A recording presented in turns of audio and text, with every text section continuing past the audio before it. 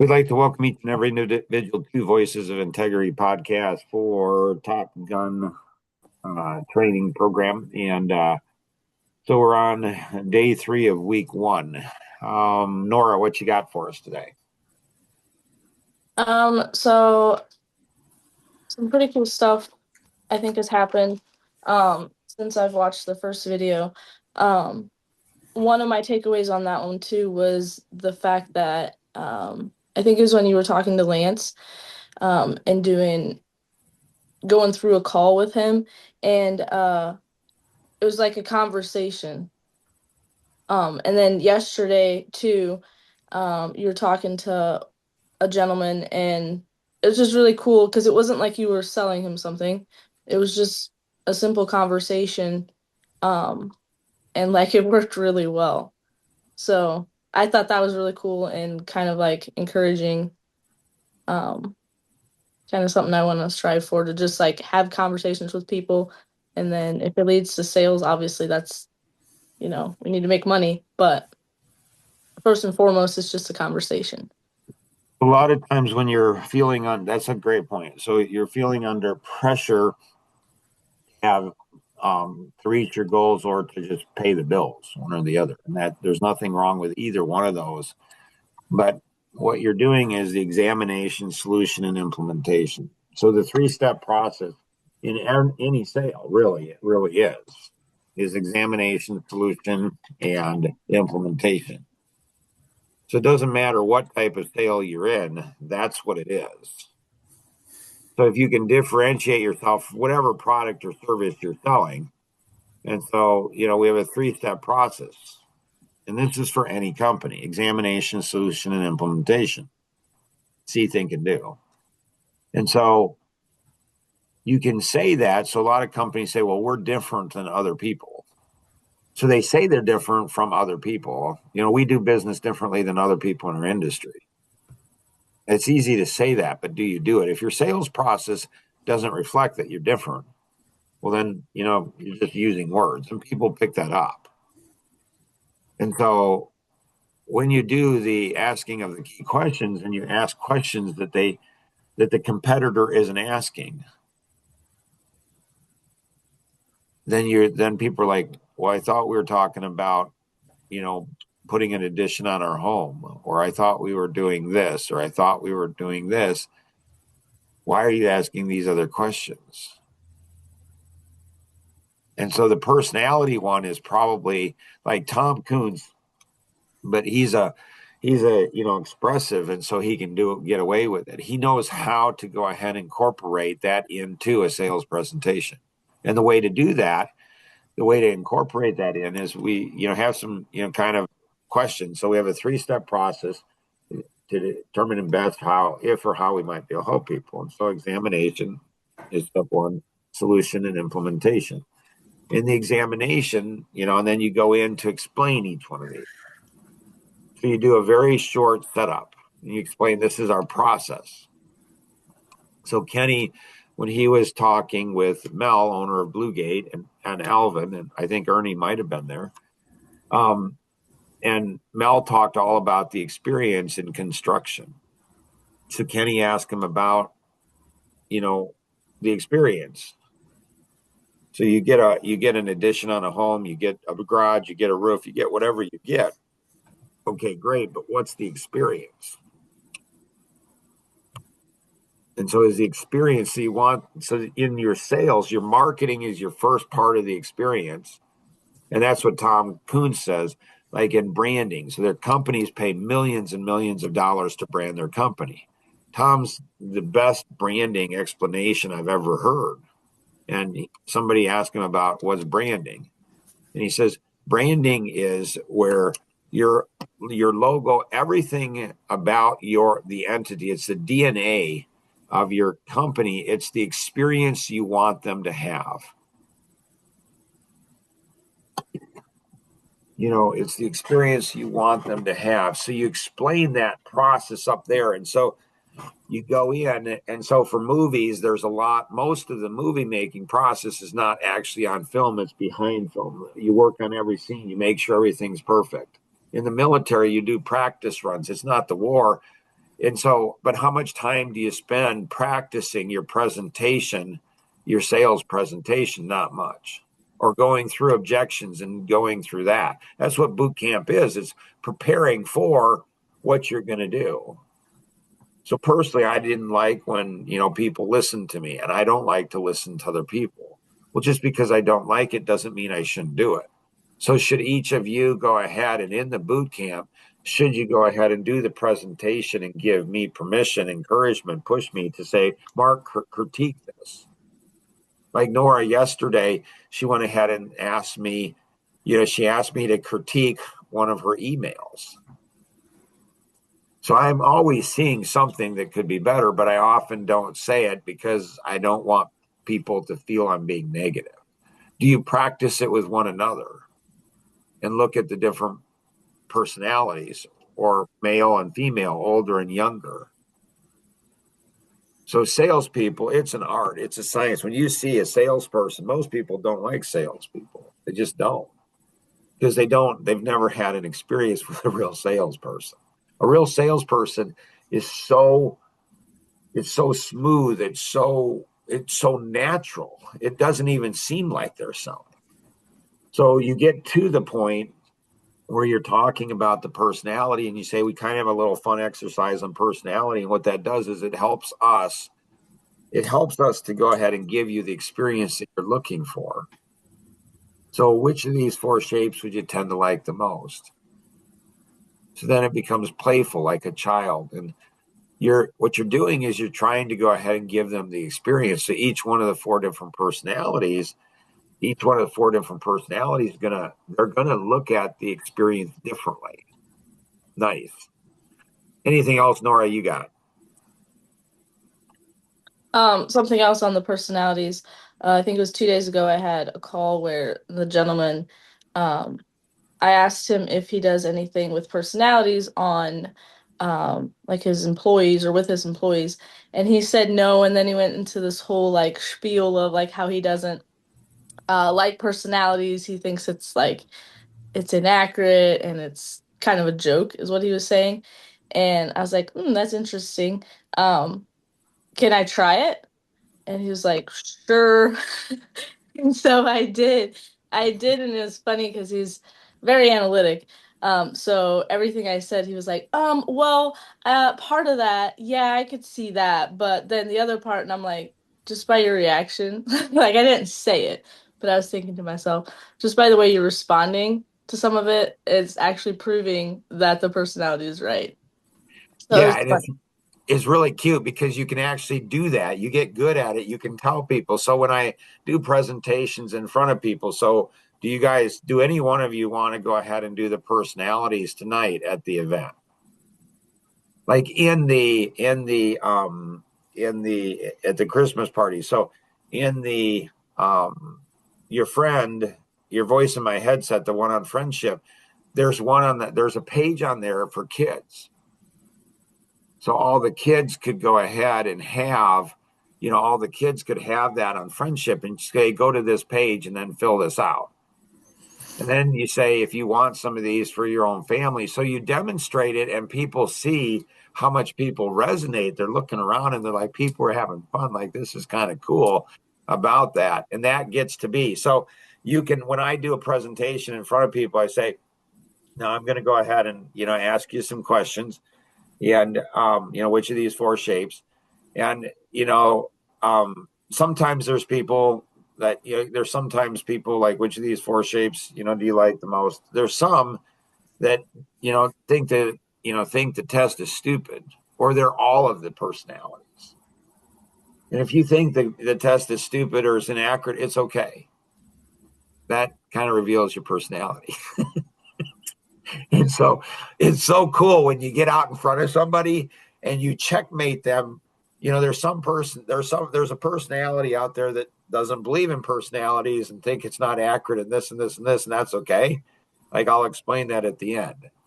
And they're just like, well, so what you did is what Nora, she's a double analytic, but that's not how she responded. She shifted gears over into the expressive. And she says, well, can I do it anyways? And so That's really good stuff. That's really good stuff. Anything else, Nora, you got? The only other thing was you had said to bring up the under promise and over deliver. So in sales, it's really important to under promise and over deliver. So don't go ahead. And so when you're looking at your division here, okay, you're looking at this. So you got salespeople out there that want promise the world, and then the servicing people have to deliver. So servicing, there's a natural tension between sales and servicing. If you have to do both, then you learn don't overpromise. That really ticks somebody off. And so you got to make sure you're in alignment and you got to communicate. So, this next year is going to be growing. That's the theme. But two major parts of growing is consideration and communication. So consideration of servicing, like they've got to actually deliver what you say. So it's kind of an art and a science. It's kind of, it's like in the dating process. Are women truthful? Are women truthful when they're dating?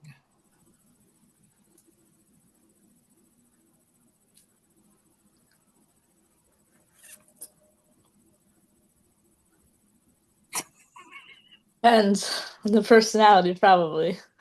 Actually, it doesn't. They're not. I mean, by and large, like you think about it, makeup. What is that? It's kind of lying. No, so what you do, it does. So in sales, you got to be careful. Like you set the hook. So sometimes you got to go ahead and because you got competition, and that's another whole time. I don't know that we get into it now, but when I was in the mortgage industry, what do you do when you go ahead and fight against a competitor who's actually lying? They're saying things they can do, things they can't do.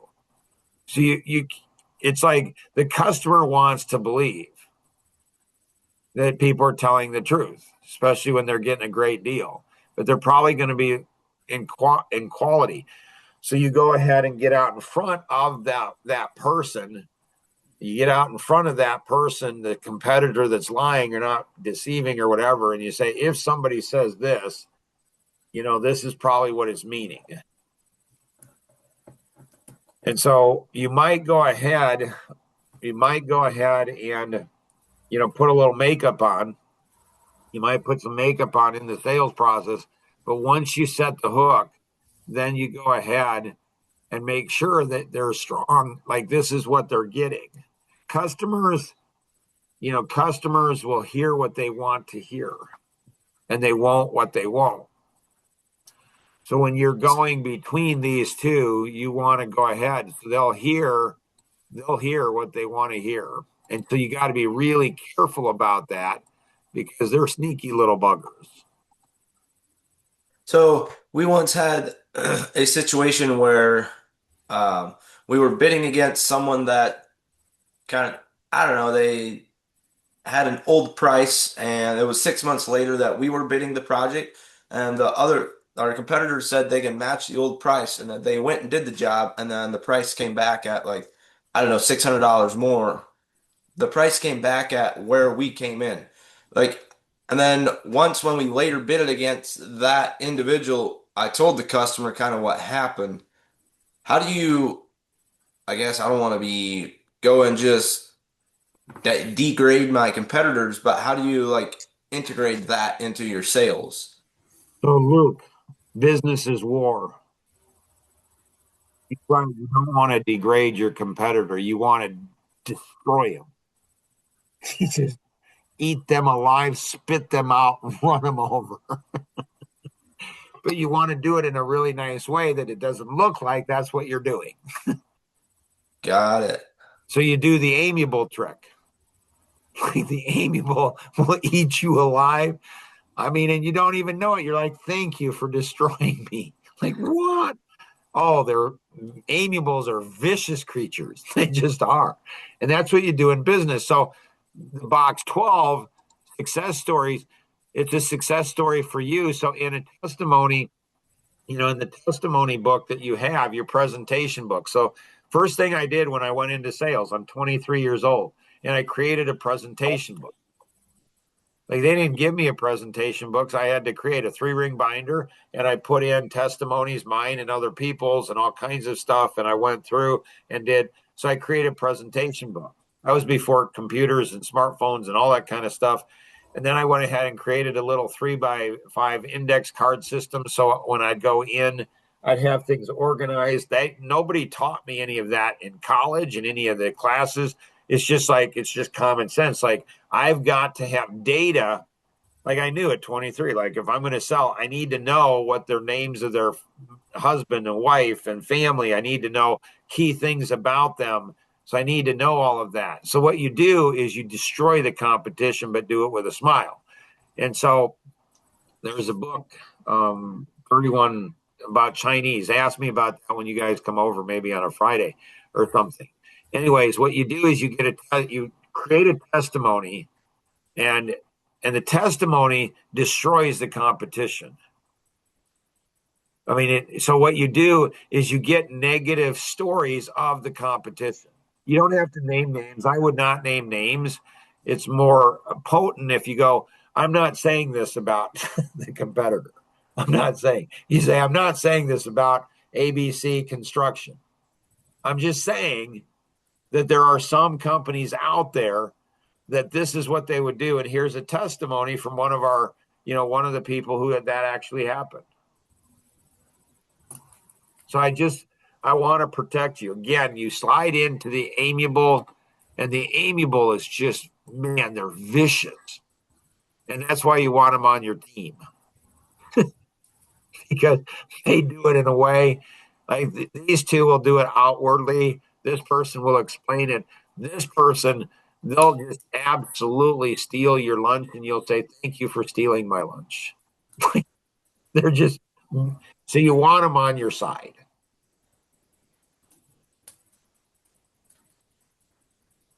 So again, it's in protection of the client.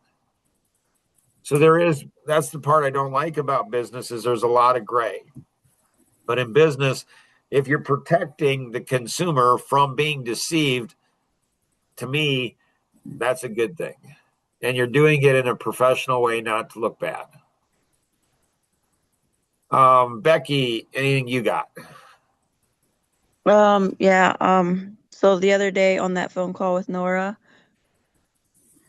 I learned to watch your mouth when you have a flirty person on the other end. Gotcha. So that was interesting to me. I mean, it showed me a lot. Yeah.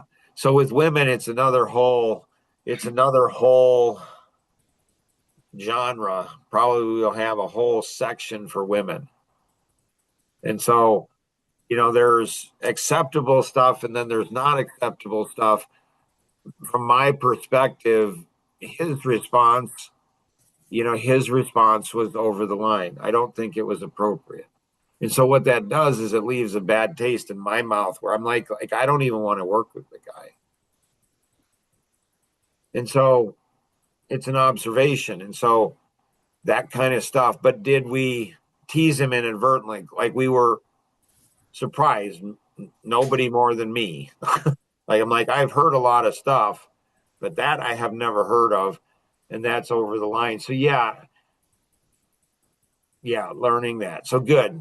There's all these little tiny things in there that you're like, whoa, okay, that's a new one for me.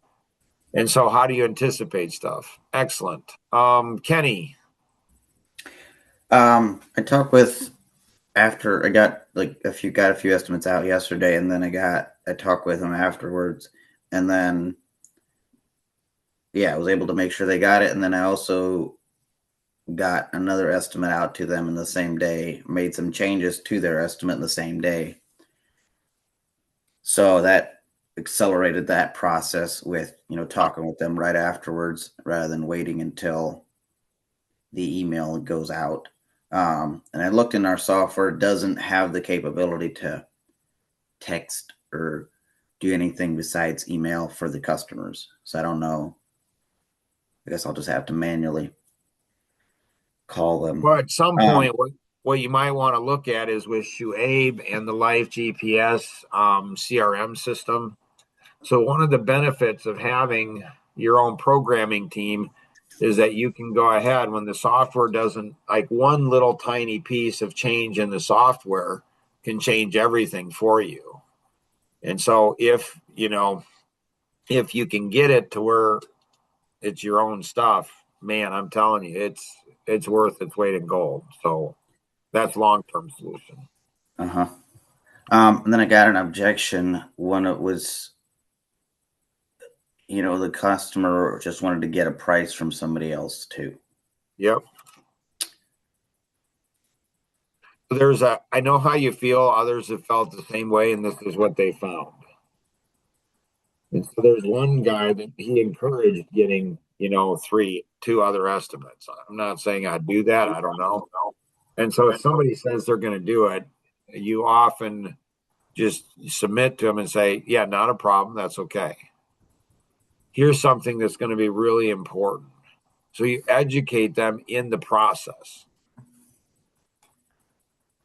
And so and then you use stories sell.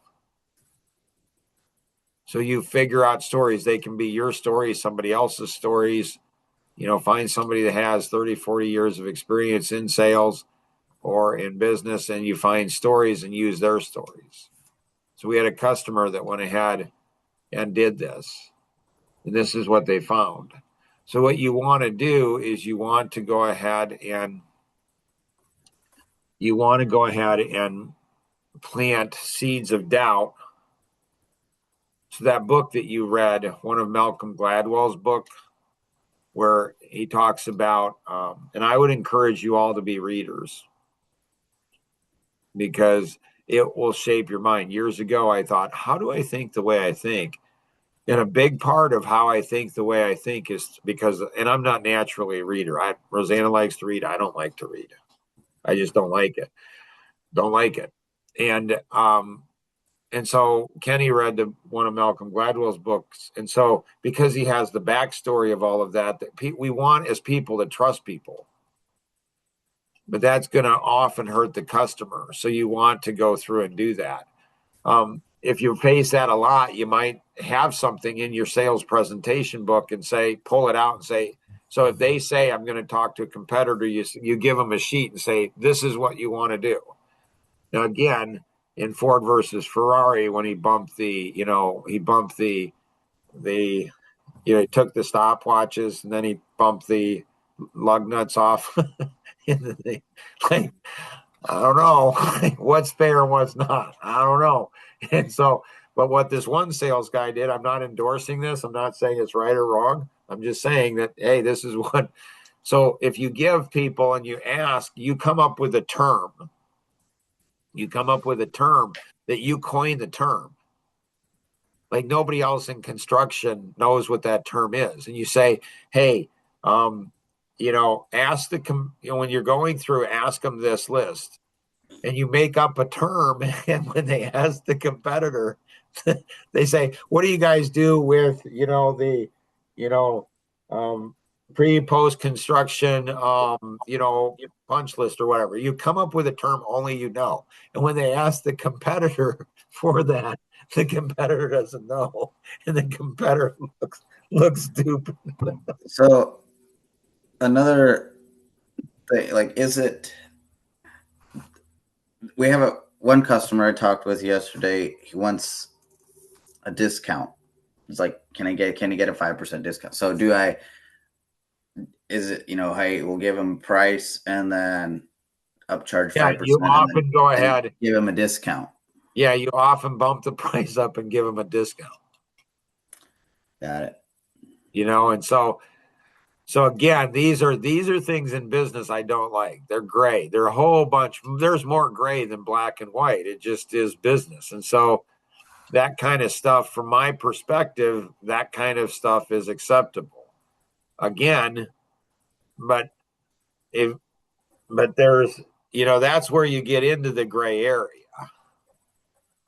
And so you want to be careful with that because you can be pulled to the dark side. mean, what did he want a discount for? Just Because because? and that's what I don't know is if he asked me. So I told him, yeah, we do. Is if we mark up our prices from from our source, if we have a markup on materials, yes, we do. I don't know if he directly asked. So this is, I believe, and again, this is just my belief system. My belief system is never lie. Yeah. And if your life is in danger, maybe, but even then, but so for me, I just lying, but can you go ahead? And this might go ahead and get into, you know, transparency versus honesty. So people often, when they ask questions, they're not listening for the answer. So you can give an answer to a question they didn't ask, and it's deception. And so again, it can be a dark path. And so it's like, you know, do you always do it? You know, sometimes we do it depending on the situation. So you're not lying, but the analytic will often go ahead and be too detailed, and people won't trust them. The expressive will often go ahead, and so the analytic will be more honest than the expressive, but the expressive will get the sale because the expressive can, like the analytics, giving too much detail, and the person won't trust them. I read that yesterday. That was in a marketing surveyor. They research that did in marketing is when the analytic part of the brain is activated, it prevents the brain from feeling emotions. And if you can tap into emotions, people, and this was talking about giving, people are more likely to give, people are more likely to care. Yeah. Yeah, it's the weirdest thing. So I'm a deep analytic. I notice that when I explain things or when I pause and somebody says, well, is this, I'm trying to give them the exact right answer. So I'm trying to be really honest, and they don't trust me. Whereas the expressive, the expressive will go ahead and just quickly give the response, and it's not accurate. Like I had an executive assistant years ago, Natalie, and it's just like, and she would just do that. She was deep expressive, and she just give an answer. It's the wrong answer. I'm like, you just gave the wrong answer. Like, and people believed you. And she just had this big old grin on her face, just like Kenny did.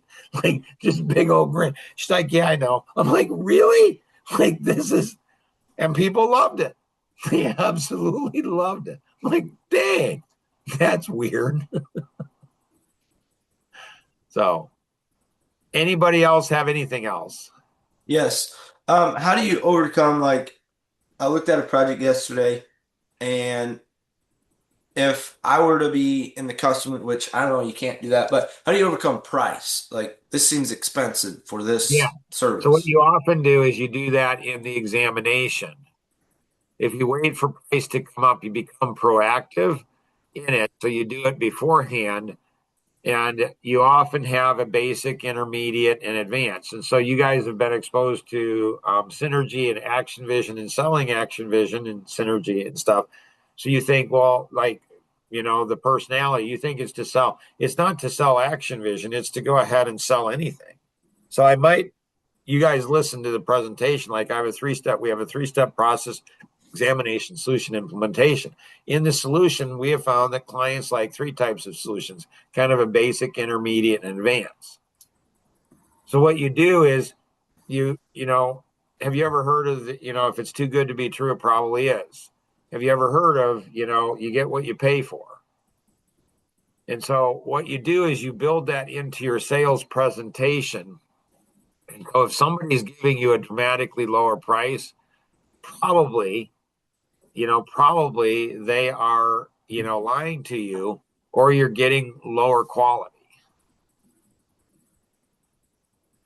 So if you sincerely mean it, you can say, if somebody is coming up with a lower price, there's a high probability there's quality. you may not, likely not be happy with the quality. And we're happy to go over somebody else's bid because it can be complicated. So we're happy to go over somebody else's bid and review it over. And if it's a better price, if it's a better price and same quality, we'll be the first one to say, hey, go with this. But you want to know what you're getting into, because I can't even tell you how many stories that we've had where people think they're getting a better price, but they're getting lower quality. They're not happy in the end, and you're putting all this money in, and it's only 5% more. So there's a whole bunch of different strategies that you have, but typically you want to get out in front. You don't want to be reactive to stuff. You want to be proactive in what you're doing. Good questions. And also, Luke, on insurance jobs, I have found out that our prices are low compared to insurance evaluations. Yep. Yepper. And then what about when you're selling, you think for the product I'm selling, this price is high as a salesperson? Like, how do you overcome that? Well, the thing is there's value. And so Mel, tree removal, he said that insurance pricing, that was often double what he would get on his regular pricing. Like our neighbor, she had a roof done and she had bids come in, and there was one guy that came in and he said, how much do you get for insurance? And she said, I don't know what it was, 20,000.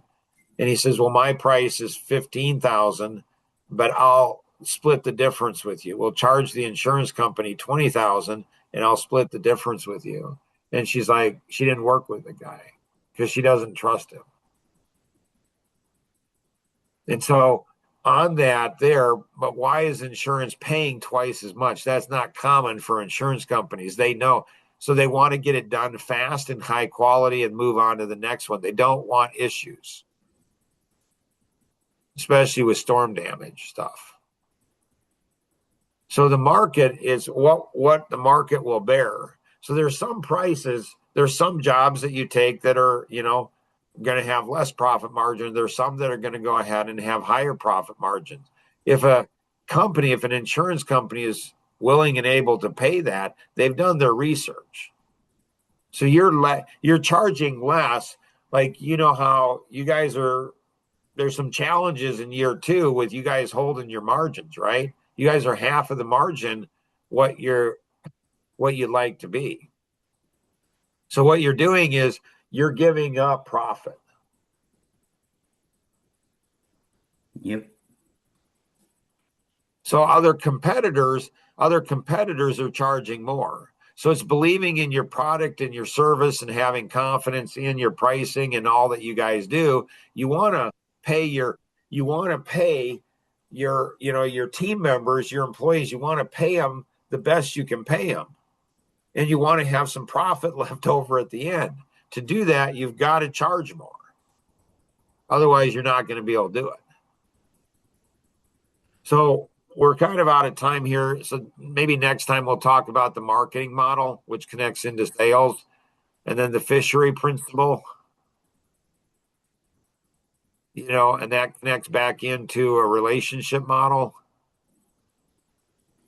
And that connects back into the rings of influence.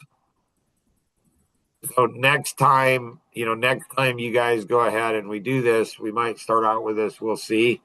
But there's some really cool stuff in here that, partnering with Nora and Becky, like triangulation selling, they can sell you guys can sell them.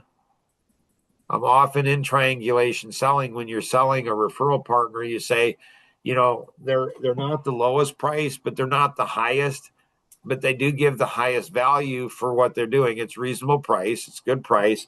And so what you do is you get your referral partners and you start doing triangulation selling. All right. Anybody else have anything else? No. All right. You guys are awesome. Keep up the good work.